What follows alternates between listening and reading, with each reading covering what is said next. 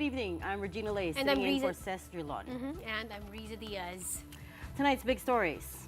New DPWH Secretary Vince Dizon finds a ghost project in Plaridel, Bulacan, and he fires District Engineer Henry Alcantara, as well as slaps a lifetime ban on the contractor, Wow Builders.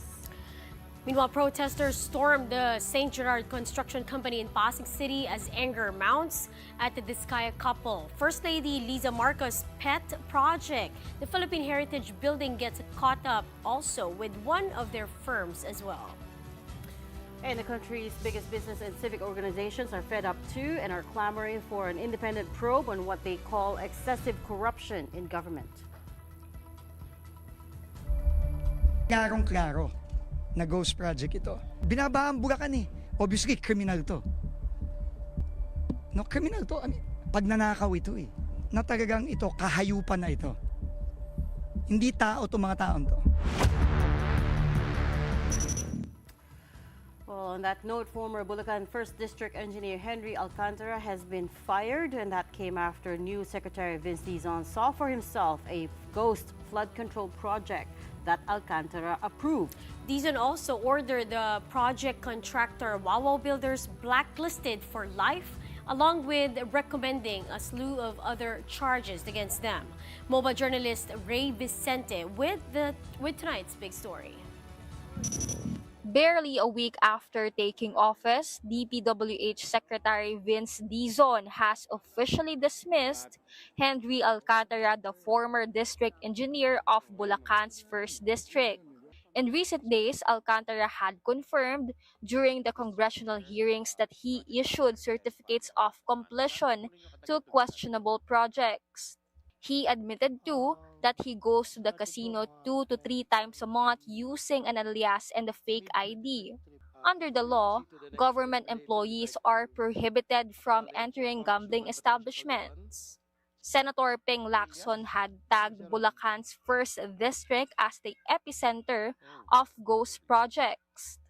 On Thursday morning, Dizon got to see for himself what this meant when he visited a flood control project in Barangay Sipat, Plaridel, Bulacan. The project was awarded to Wow Builders for 96.5 million pesos and was marked completed in June 2024. But all Dizon saw was a huge mound of soil and steel lying around. They also found out from the barangay officials, residents, and the project foreman that actual construction only began last month. Ang tawag ko dito, patay na, pinipilit buhayin. Kasi nabayaran na siya eh. Klarong-klaro na ghost project ito. Talagang ito, kahayupan na ito. Hindi tao to mga taon to. Secretary Dizon said he also intends to dismiss engineers Bryce Hernandez and JP Mendoza as well. They're Alcantara's colleagues in the 1st District of Bulacan.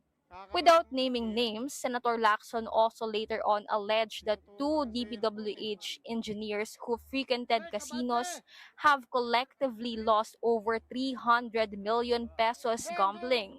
I will ask the DPWH legal to recommend filing charges, the appropriate charges against Henry Alcantara. Obviously, criminal to.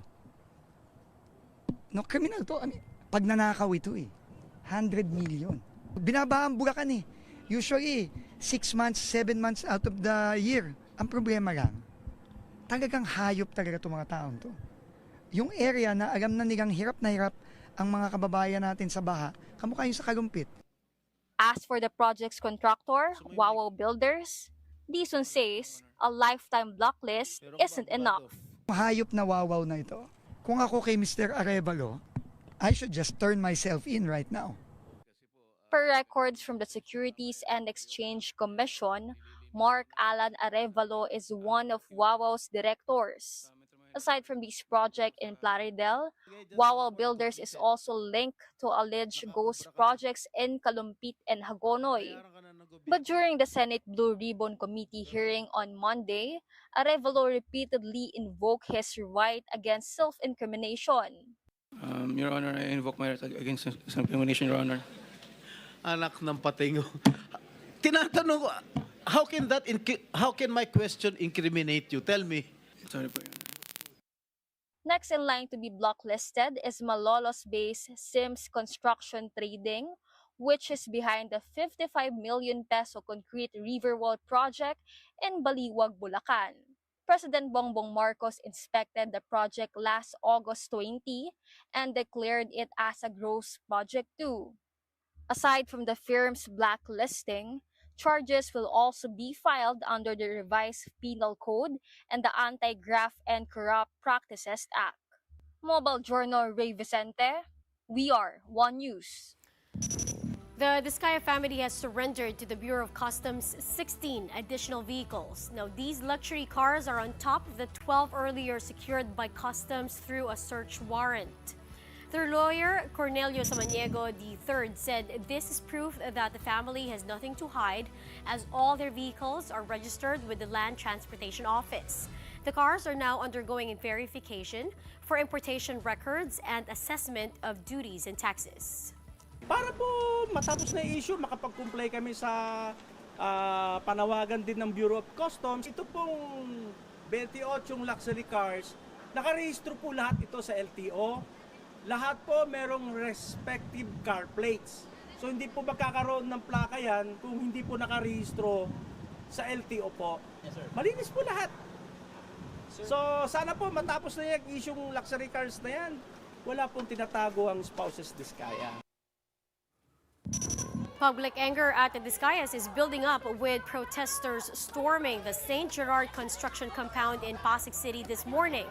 The group, made up of flood victims and environmental activists, threw mud and rocks at the gate and vandalized the facade of the property. Some painted the word "Magnanakaw," corrupt, on the gates and wall and called for the Discaya couple to be jailed.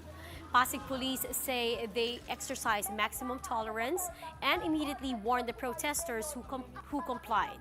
But they say this isn't the last property of the contractors that they will visit to demand accountability. Habang tayo ay nilulubog sa baha at putik, sila lumulubog naman sila sa pera na ninakaw nila sa mamamayan. Mas salaula yung ugali ng mga magnanakaw at dapat silang managot.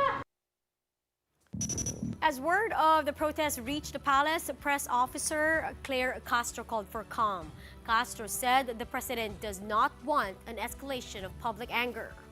Sinusunod po natin ang due process. Ang pag-uutos na imbestigahan lahat ay para din po sa taong bayan. Pero hindi po ninanais na magkaroon ng kaguluhan para mas paalabin ang galit ng mga Pilipino. Hindi po yun ang nais ng Pangulo. Pasig City Mayor Vico Soto also called for calm. In a Facebook post, Soto reminded protesters frustrated with corruption to not resort to violence. He said, "Don't feel hopeless. The momentum is on the right side now. Let us continue to fight for accountability, stronger institutions, and the rule of law." The Discaya's lawyer Cornelio Samaniego III said their camp will file a criminal complaint against the organizer of the protests. I-reviewin pa ho namin yung CCTV. Malaya po silang makapag-lahat ng kanilang saloobin. Pero wag naman ho silang gumamit ng dahas, pananakot, vandalism, pambabato. Hindi na ho ugali ng maayos na mamamayang Pilipino yan. Kung gusto nila ng accountability, ipulis mo muna ho nila yung sarili nilang organisasyon. Wag ho silang ganyan. But it looks like even the pet project or a pet project of First Lady Liza Marcos have been caught up with the Discayas. The reconstruction of the Philippine Heritage Building in Intramuros was supposed to be finished today, but when she visited it today, the First Lady found several issues. The cinema is still under construction, the elevator finishing is incomplete, and some rooms still have cement floors instead of tiles. The contractor of the project is Great Pacific Builders and General Contractor Incorporated, owned by the now infamous Discaya family. It had a contract price exceeding 107 million pesos. The building was intended to house the Film Development Council of the Philippines.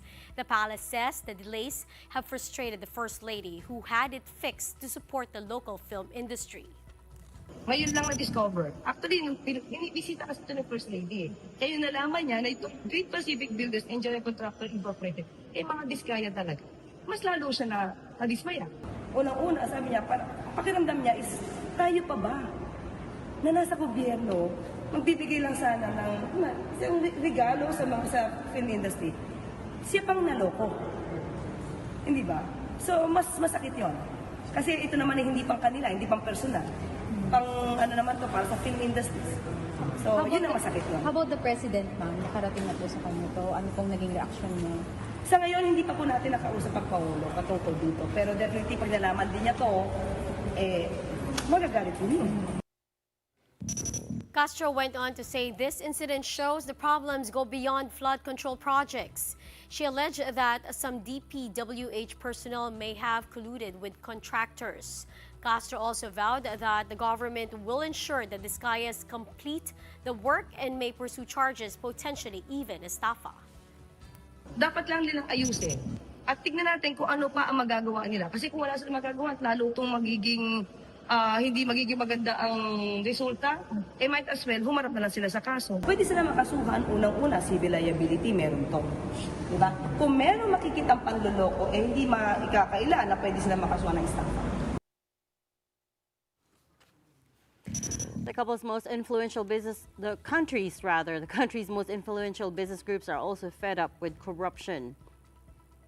In a joint statement, 30 groups came together to issue a statement declaring outrage at what they call the shameful, unabated, and excessive acts of graft involving some members of Congress and executive officials. Also named were the DPWH, LGUs, and even the Commission on Audit. The joint statement goes, "Mahiya naman kayo, tama na, sobra na, tumigil na kayo." The organizations urged an independent body to investigate, jail the corrupt, and recover stolen funds. They also proposed a 6-point plan from gathering evidence and blacklisting errant contractors to signing integrity pledges and engaging banks and the Anti-Money Laundering Council to expose unexplained wealth. Signatories include the Management Association of the Philippines, PHINEX, PCCI, SAPI, ECOP, and the Chamber of Commerce of the Philippine Islands, among other major groups. All right, let's talk about this further. Joining us tonight, we've got Management Association of the Philippines Governor Rex Drilon. He's also a governor in charge of MAP ESG and Shared Prosperity Committee, as well as the vice chair of the Center for Excellence in Governance.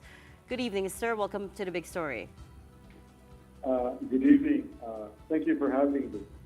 Thank you for making time for us. I understand you're at an event and just stepped out for us, so we'll make this very quick. First, talk us through the statement. What got you guys to this point where you felt like you needed to issue a joint statement?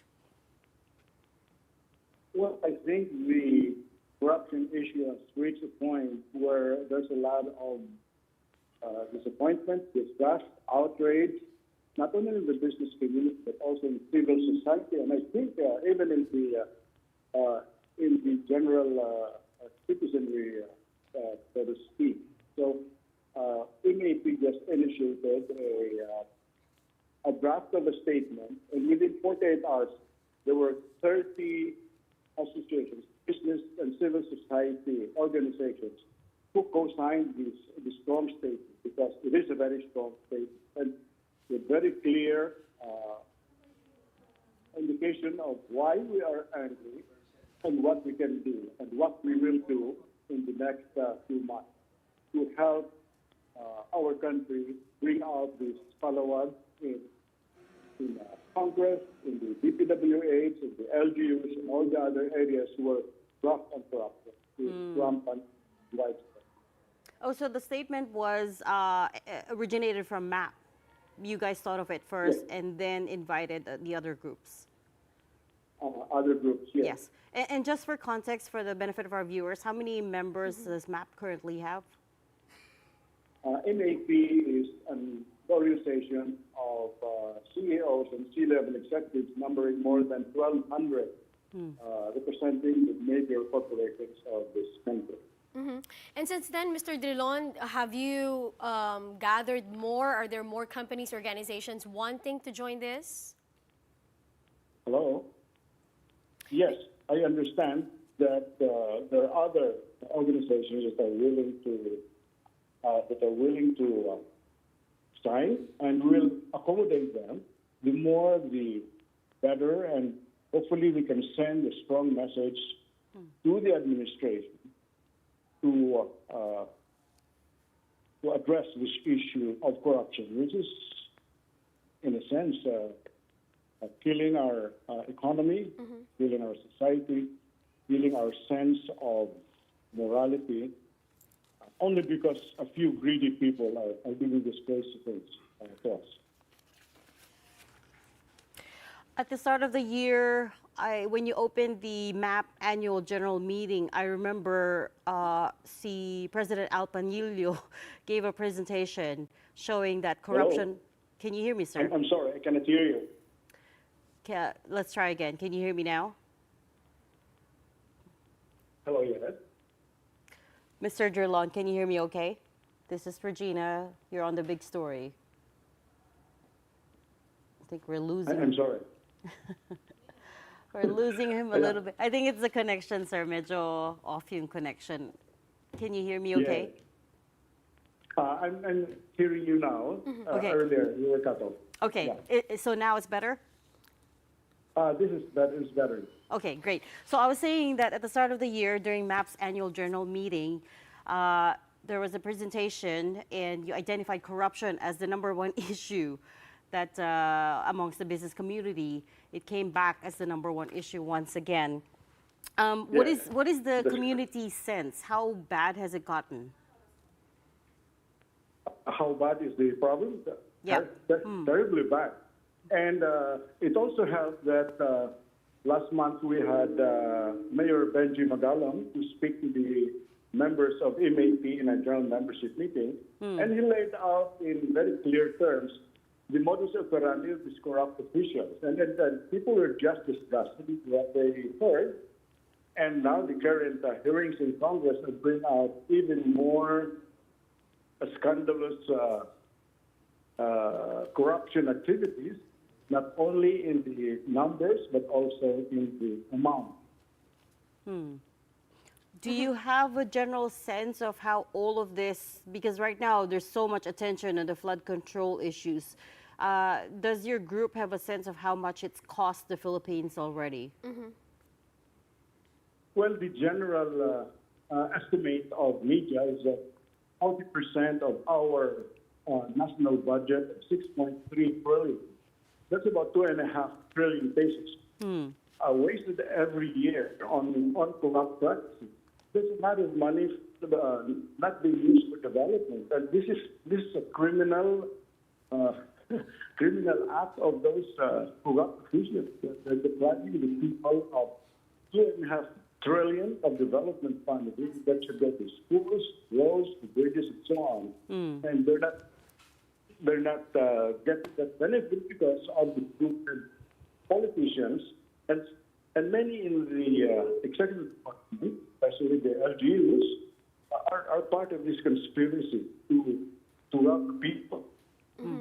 So with all of this being exposed and there's more attention, how is this going to look as to foreign investment by our neighboring countries, by the ones investing in the Philippines? Well, of course, we have to worry about that because the more people are convinced that we are a corrupt society, the less enthusiasm to invest here in the Philippines. So we better get our act together and clean this up, or we'll wind up, as usual, at the bottom of the ladder in terms of foreign direct investments, because people cannot trust us because of the corruption issue. Yeah. We'll leave the conversation there for now, but we hope to have you in the studio another time to talk more about this. But thank you so much for talking to us tonight, Management Association of the Philippines Governor Rex Drilon. In other business news, President Marcos has signed into law the enhanced fiscal regime for the Mining Industry Act. The law, officially known as RA 12253, was signed by the President at a ceremony in Malacanang this morning. It simplifies and rationalizes the tax regime for large-scale metallic mining. One of the key provisions is that all mining companies will now be subject to a 5-tier royalty rate ranging from 1% to 5%. There will also be a tiered windfall profits tax ranging from 1% to 10%. In addition, local government units will receive 40% of the gross collections from excise taxes, ensuring that the communities who bear the brunt of the mining activities will also benefit from it. The Finance Department said the new measure is expected to generate an estimated average annual revenue of 6.26 billion pesos for existing mines. Minerals are finite. Once extracted, they're gone forever. But if we use them wisely, tax them fairly, protect our environment as we mine, and ensure that revenues return to the people, then their value will outlive all of us. We're going to take a quick break, but coming right up, party leaders in the House drop a plan to return the proposed budget back to the executive branch. We have details next when the big story returns. Keep it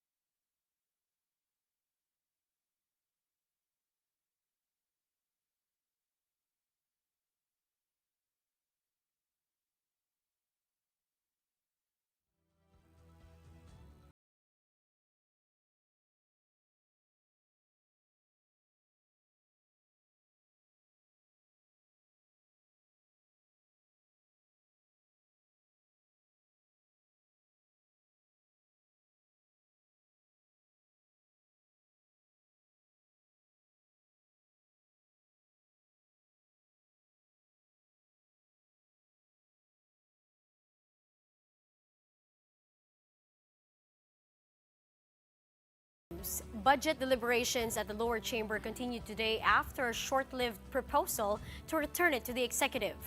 Yesterday, several lawmakers recommended sending back the NEP to the Budget Department after they found some irregularities. According to House Deputy Speaker Ronaldo Puno, these include funding for infrastructure projects that were already completed. There were also legitimate flood control projects that did not receive funding. But House Committee on Appropriations Vice Chair Representative Jose Alvarez said Budget Secretary Amena Pangandaman and DPWH Secretary Vince Dizon reached out to the House Speaker Martin Romualdez and vowed to address the errors in the NEP. Both agencies were given 10 days to complete the review. Pangandaman and Dizon's presence during the deliberations were also required. Sila na nga ang nag-request na sila na pupunta rito. Tuloy na yon para daw marinig ni Sik Vince lahat ng mga reklamo. Kasi kami ayaw naman namin sana ipatuloy ito eh. Hanggang hindi nila makorek yan dahil. Meanwhile, Malacanang also called on the government agencies to revisit their respective spending proposals for 2026. Palace Press Officer Claire Castro said President Marcos will not hesitate to order a review if the lower house finds insertions and other inconsistencies. Castro also assured the public that the approval of the proposed 6.793 trillion peso budget for 2026 is still within schedule and that there is no need to worry about having a reenacted budget. President Marcos says he wants the independent commission that will investigate flood control issues to have subpoena power. Palace Press Officer Claire Castro said Malacanang is finalizing an executive order creating the commission that will have authority to issue subpoenas. The composition of this investigative body has not been announced, and this comes amid questions over how effective the lower house can truly be in investigating itself. Congressman Toby Tiangco, who has been sounding the alarm on budget insertions for months now, for one believes the House probe will not amount to anything. He says even now there seems to be an effort to change the narrative and pin all the blame on DPWH. It's so obvious. It's part of the plan to change the narrative. Kasi, di ba, noong SONA, ang sabi ng presidente, mahiya kayo, ibig sabihin referring to us. So they're doing everything. Hindi naman tayo pinanganak lang kahapon. Alam naman natin, ginagawa ang lahat para mailayo sa Kongreso yung issue. Di ba? Kaya kung sino-sino yung itinuturo nila na sinong may kasalanan. Ang very simple dito is sabihin lang, o doon lang sa DPWH. Di ba doon sa pinakita ni Mayor Magalong, pinakita naman niya, totoong meron yung contractor, totoong sinabi niya na meron yung contractor, nakita, sinabi niya, supposed to be may SOP sa DPWH. At supposed to be, may 20% sa Committee on Appropriations. Ito is logical na kung sino may pinakamalaking nakuha, yun ang una mong gustong tukuyin. Okay, let's hash all of this out. Joining us tonight in studio, we've got House Deputy Majority Leader, Congressman Zia Alonto Adyong. Good evening, Congressman. Good evening, ladies. Thanks for coming all the way Thank you. here. It's my privilege to be here. Especially given the traffic. I know. So I guess the first thing is I'd have you react to what Congressman Tiangco just said about diverting the narrative away from the House and towards DPWH. Well, let us remember and recall when the President delivered his SONA, it was within the halls of the House of Representatives when he made this expose. So I think it's just proper that the House of Representatives also take heed on the investigation. Imagine what would the public say if, for example, apart from all the investigations we did in the last Congress, now that some of our colleagues are allegedly involved or connected with these anomalous flood control programs, and suddenly we turn a blind eye and remain silent about it. So what would the public say? So I guess it's a matter of, the House of Representatives, because everything that we do in the House, especially the investigation, is all about rectifying some loopholes in the laws or in the policies. It's always in aid of legislation. If there are laws that are not well implemented, I guess it's part of the it's not really a part, but it's a responsibility and obligation of the House of Representatives and the Senate for that matter. No, we're talking about the Congress, two chambers of Congress, to investigate and look into possible loopholes or, some policies that are not really well implemented so that we can also rectify these wrongs. And so I think it's part of the constitutional mandate of the House to investigate these allegations, especially if it was said publicly in the State of the Nation address within the halls of the House of Representatives. I think for us, for me, if you ask me, it's a challenge. Apart from it's a responsibility, it's also a challenge that before we can cast, throw stones at somebody else, we also have to clean our own house, isn't it, right? So I think that's part of the idea, and that's a part of the motivation that the House is now doing. And so far as the flood control anomalies are concerned. But is Congressman Tiangco right? Is there an effort to divert the narrative away from the House? Well, Congressman Toby is a friend of mine. We may disagree on certain matters. We agree on several things, right? But at this point, particular issue, because it brought out, I think the explanation of Congressman Toby was a result of the first initial Infracom investigation. Now, we have to put into context that the Infracom was actually, the agenda at that time was actually to look into all of these anomalous flood control projects. You see, we have to compartmentalize the issue here. There's the budget processing issue, and there is also the implementation stage issue. Now, we are looking at the implementation stage issue, meaning those ghost projects, those flood controls that have not been completed. I mean, there's practically nothing happened, despite the fact that under the report of the SCOA and many other agencies, it says that 100%. So, of course, that's an implementation stage issue that we have to look into, and also as well as the 15 contractors that, according to Malacanang, have gotten so much huge money from all of these substandard flood control projects and the ghost projects. So those are the things that we need first to discuss. I think Congressman Toby was trying to at least introduce the issue in relation to Congressman Zaldico being the former appropriations chairman with the insertions, etc. So that can be addressed on a separate, for me, on a separate avenue and a separate platform and a committee.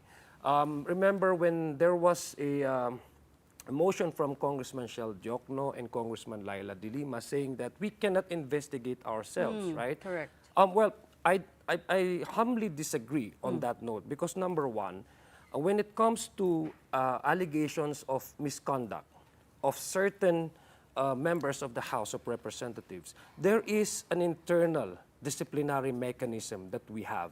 We can investigate there's ourselves. an ethics committee. There's an ethics committee. If there are allegations of corruption, misconduct, especially as scandalous as this anomalies involving the flood control, ghost projects, etc., there is a internal disciplinary action that they can go to. They can file directly their concerns and allegations to the Committee on Ethics, which, by the way, the Committee on Ethics has that power to compel us, members of the House of Representatives, to be present and attend should there be an investigation happen. So we are trying to compartmentalize the issue here. So two components, there's the budgeting side, there's And the there's the implementation implementation side, stage, and you're yes. not deliberately trying to downplay the budgeting issues. No, of course not. They are well interconnected, of course. But if there are lapses, for example, or violation or abuse of power or discretion on the part of the former chairperson of the appropriation, that can be dealt with either to the Committee on Ethics. They can file that already to the Committee on Ethics, or they can also do that in the Committee on Appropriations, which, by the way, because of all of these things happening and came out in the open, not no less than the President saying that there is really some sort of a problem when you try to... Something we should look into. Yes. The Speaker of the House even made some reforms in the bicameral, even up to the end, up to the last stretch of the budgeting process, which is the bicameral. In fact, right now, during the we started the budget hearing deliberation, I think last week. So we introduced an innovation. It's a reform. You I should abolished say. a small committee. Yeah, the committee chairman, our committee chairman, Mika Swansing, met the CSOs who would be involved in the budgeting process. Yeah. So we opened the budget process apart from the real-time, nakatelevise ito eh. Talagang real-time sa YouTube. You can see how. We in the media have been asking for that for a long time. Yeah. Because And we always get reform. shut out at the very end of the budget Yeah, process, and we also right? solicit inputs and questions directly from the CSOs so that they can have a semblance of ownership and participation over the budget, which basically is theirs. Congressman, first time ba itong nangyayari? Ano po? This whole process, is this the first time that the House This is the first time that civil society organizations are involved in the budget process, meaning at least on the inputs and on questioning and on vetting what are the budget entries that are present reflected in the NEP. I think this is it's a positive reform that this current leadership in the House introduced. Up to the last point, the last stretch of the budget, which is the BICAM, which according to many of the, with all these allegations says that that's where the magic happens, di ba? Sa BICAM. Kasi, isn't it? I think because of the, issue of the insertion. Yes. Yes. Basically, the insertion is just a word that means errata eh.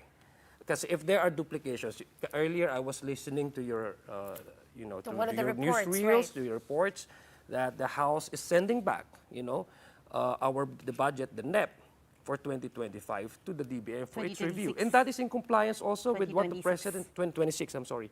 That is also in compliance with the, with the directive of the President that DBM and DPWH should make a sweeping review over the budget of infrastructure. And that is in compliance with what we have actually, what the leadership in the House has decided on last night. Na there are several budget entries and line items that have duplication in the previews, which actually programs and projects have already been completed.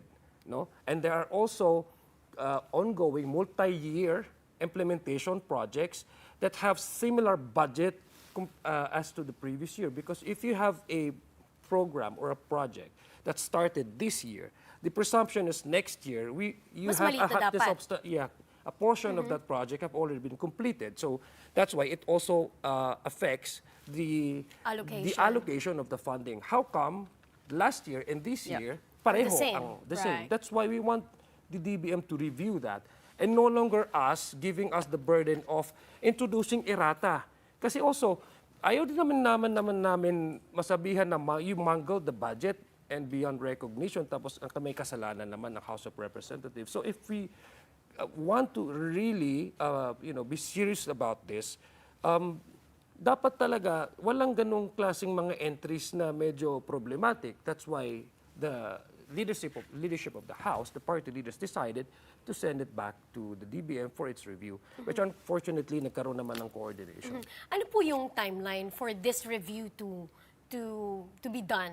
I Ilang think the araw, and will we still be on schedule as to passing it? Because we already know it's almost the end of the year. Meron pa tayong mga holidays.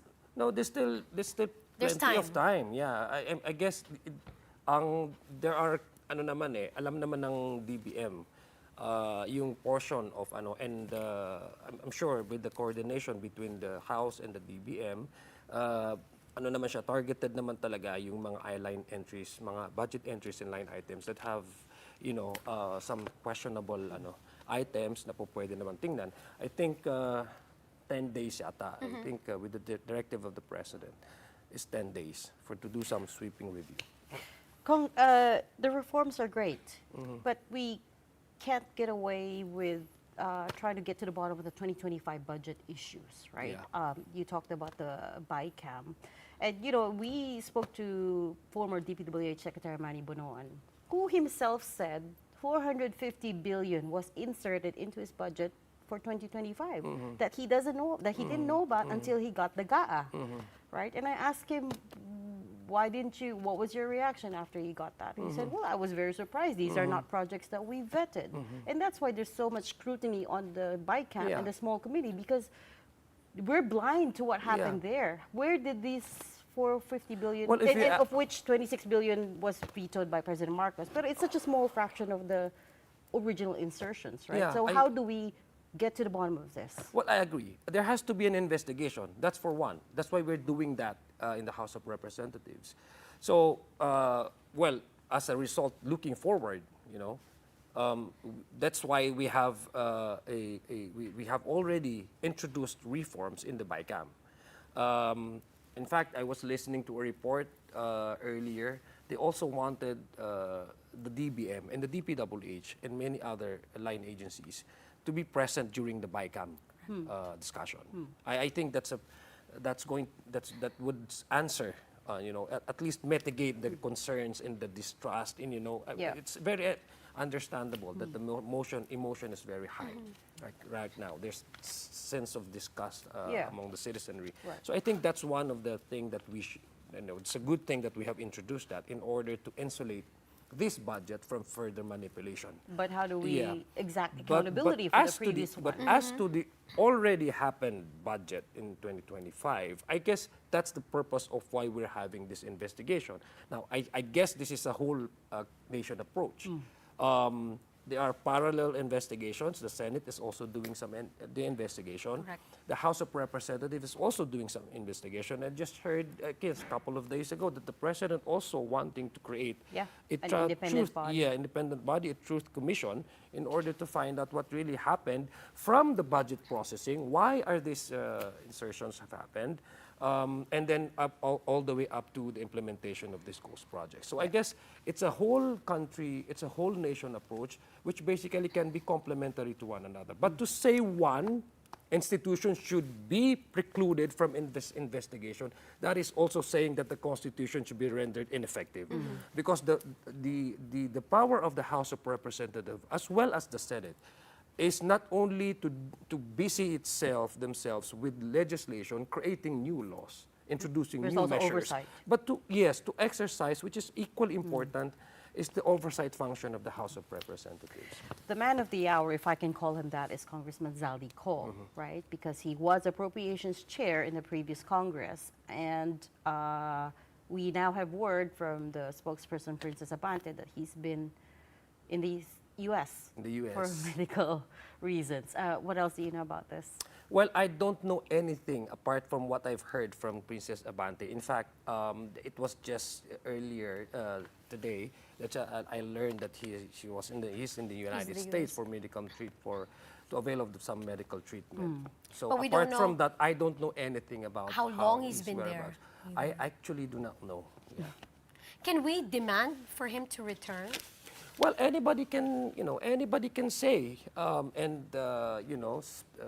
demand for certain issues to be not only the issue but those who are involved in such issues, to say something about what's happening, and actually it's also to give them the platform and the opportunity to say their piece also. So I don't know. I'm not sure when is he going to stay there in the United States, for how long will he be needing medical attention. I just learned it today from our spokesperson. Yeah. Of course, he's not the only person at the center of this budget issue, right? Because the small committee is made up of 4 people: the APRO chair, the vice chair, who was at that time former Congresswoman Stella Kimbo, majority leader, minority leader. Majority at that time was Congressman Manix Felipe, and then also minority was Congressman Nonoy Libanan. We haven't heard from these people, and we've been trying to get their side on the matter as well, because only they can shed some light on these budget questions, right? What's the House doing about that? Well, we actually, the House of Representatives is composed of more than 300. So every one of us has that privilege to say, their piece or to express their position. We cannot compel a member to say and to respond to certain allegations. No? But what I can tell you is that the small group, it's actually a long-standing mechanism of practice, because we have plenty of congressmen. Ito kasi nangyayari in the budget. After the budget briefing in the committee level, and it goes up straight to the plenary, you have more than 300. Right now it's 300, but before it's 200 plus, right? So you have 300 plus congressmen. And with the NEP, all the budget items reflected in the NEP, as I've said earlier, the reason why we're sending it back because there are some sort of questionable entries in the budget. So what normally is being given to us by the executive, by the DBM, is that you do the errata in your own district, errata. Meaning you do the amendments, okay, yourselves. So what the 300 plus do is to introduce amendments in order to be more reflective based on what is needed in the district, for example. So it's impossible, impractical to allow all 300 plus congressmen to take the rostrum and introduce the amendments because we are also working on a very tight schedule. Remember, before the end of this year, we have to do the BICAM, so we have to submit the HGAB. So what the small group do is to request the individual congressmen to have it written the errata so that they can collate Tapos that. sila lang yung magpapasok. I get the and then the rationale for the small committee. I get the rationale for it. And you're right, it was formed more than 10 years ago. That's a long-standing congressional practice. The question there is, to be precise about it, for instance, si former Congresswoman Stella Kimbo, can she be called to the hearings, for instance, to shed some light on the matter? You know, it's actually putting the horse ahead of the wheel. I mean that's putting the wheel ahead of Putting the cart in front of the horse. Yeah. Okay. So the issue right now is about the flood control. Let's see how it develops. Let's how this discussion evolves. It would be unfair, of course, to assume right away that just because they are part of the small committee, automatically their presence is needed there and do some explanation. Yun ang sinasabi kasi ni Chairman Ridon. Like, we take this one at a time. This is so important as to making sure that there has to be no stone unturned. And for us to move forward meticulously, we cannot just jump to the next step and leave altogether because we feel that this is more important than this one that we're discussing here. We have to do this meticulously, one step at a time. So if, for example, it will come to a point that certain personalities and former colleagues would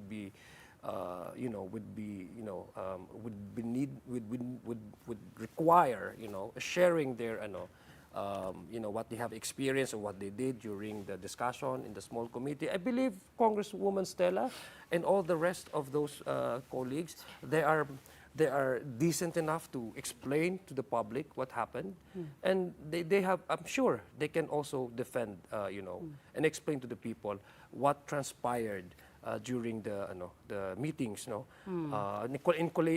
collecting all those erratas and then filing it all together and then send it to the Senate as the HGAB, the General Appropriations Bill. May minutes ba dapat yung small committee meetings?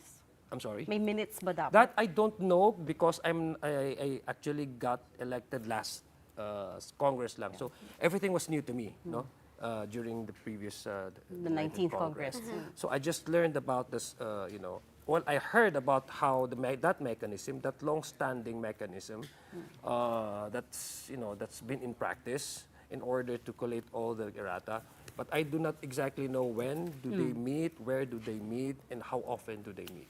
But how's the mood, Congressman, in the lower house? Ngayon po na... Well, we're multitasking naman kami lahat eh. Lahat naman talaga, it's just the business as usual. We do a legislation, even if this had this issue not brought out in the open, we're actually doing what we do. I mean, every day we do pass legislation, we do meet in, for committee hearings, especially at the season, budget cycle. So ganun talaga, that's the mood. It's business as usual. The difference this time around, I guess, is there's a lot of public anger. But I'm also looking at the positive side of it, because now the people is really want to take in charge of the budget, and that's a good thing. The awareness, yes, diba? yes. I think that's the light at the end of the tunnel because we are seeing a positive reform. that we want that needs to be introduced even before pa dapat, no? So Yeah. we're looking at I'm looking at the positive side of it, right? Like right now, when you talk about infrastructure projects, I mean we mean business this time because infra affects the very lives of the people on the ground. You know, it makes their lives a lot Easier or harder? Yes. So the positive side of all of this discussion and all of these things is that, teka lang, kailangan talaga natin na gawing mas konkreto at mas transparent Correct. ang proseso ng paglalahad natin ng pondo ng bayan para sa ating taong bayan. So I mean, it becomes more serious at this point in time and more transparent. That's how I see the positive side of it. I forgot what I was. I lost my Because you train keep of thought. looking at your No, phone. no, because may messages yung EP namin, but I wanted to come back to the implementation side of the equation. Yeah. Okay, fine. You don't want to tackle the budget issues right now. That will be for later, and we will hold you guys to that. But on the implementation side, you've spoken to the contractors. We're seeing a lot of issues crop up, right? For instance, the campaign donations. What's the House looking to do about those? We're not actually looking at that per se right now. We're not basing ourselves with that, with that information or revelation from the previous budget. I think yung sa about kay Senate President, but I guess the COMELEC now has has its attention to it. I guess the COMELEC is also doing their own separate investigation on whether or not such violations on the Omnibus Election Code was committed. Yeah. Was there any violation to it? So we are not actually basing ourselves with that, but we are focused on the current status of the ghost projects, why it was implemented, and why did COA, why Sign did off the on it. signed and then declared completed. So we want to take things one at a time. What about the disclosure, right? So on Congressman Chel Diokno's motion, he compelled the Infracom to issue disclosures about their relations, connections, any relatives that are in the business, in the contracting It was business. actually right? it was actually adopted. It was Nobody adopted, actually correct. objected to that motion. But remember, before we assumed the office, we already disclosed our assets, our interests, our business. Our business. If we have businesses or Affiliations. pecuniary interest over some other businesses, we already have to, disclose all of this information to our Secretary General. No. So if there's an additional requirement for us to, for the committee to make sure that none of the members who will be doing the investigation have, pecuniary interest over certain businesses, I think it's just to make sure that the committee is not only transparent, but it has the credibility and the integrity to pursue this investigation, then there's nothing wrong with that. But the bigger question is, can you force your members to inhibit if they are to be found to have conflicts of interest, right? I think that would depend on, I guess, to give you an honest answer, that would depend on the member, Now, nobody can compel the member. Exactly. But siyempre man, we presume to be good, decent individuals naman, di ba? Meron naman tayong delikadesa. Kung sino man naman din ang involved doon sa ganitong klaseng panawagan. And let's remember, the topic that we were discussing is ghost projects. Yung mga connection with the 15 contractors, with the WOW, etc. I don't think congressmen who were seated there during the first, State of the Nation. Yes, first no, the first Infracom investigation have interest or have dealings with all of these contractors. So kaya nga the question is, how can we set the parameters as to who should sit in this Infracom? Would it be those members who have direct transactions with the Discayas, with the wow, with the ano. So how do you set the parameters? I think the parameters, should be any government contractor, then you should declare it up to the third degree of consanguinity and affinity, and that's But it. that's fine. I think we are working on the basis that all of us have our own integrity, that we believe that if we have a conflict of interest over certain matters that are discussed in the investigation, that we should recuse ourselves. That's inhibition. I don't think there would be any person, because we have also to work on the basis of, may belief kasi na yung sense of regularity, presumption of regularity. Hindi naman lahat, wala naman I think na tao na alam naman niya na meron siyang connection doon.